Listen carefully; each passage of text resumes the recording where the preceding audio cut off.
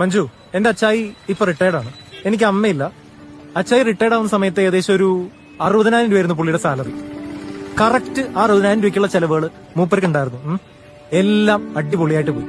വീട് വാങ്ങി, പിന്നെ ഞങ്ങളുടെ പഠിത്തമൊക്കെ എല്ലാം ഓക്കെ ആയിരുന്നു. 60,000 രൂപ ശമ്പളമുള്ള ആളുടെ മക്കളാ.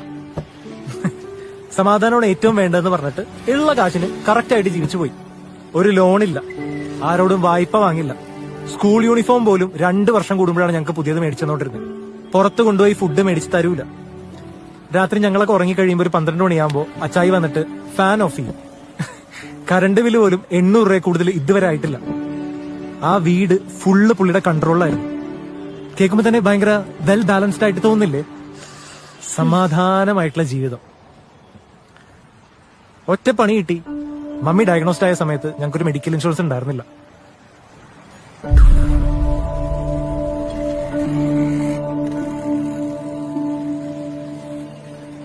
ഒരു ഇൻഷുറൻസ് ഇല്ലാത്ത സമയത്ത് ഒരൊറ്റ ഹോസ്പിറ്റൽ ബില്ല് വന്നാൽ മതി.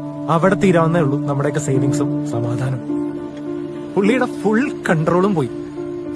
ഒരു പ്രോപ്പർട്ടി വിറ്റ് കുറച്ച് കടം വന്ന്, പിന്നെ ഫീസ് പറഞ്ഞ് സ്കൂളിലേക്ക് ഞങ്ങളെ മാറ്റി. അങ്ങനെ എവിടെ നിന്ന് എവിടെ വരെ എത്തി.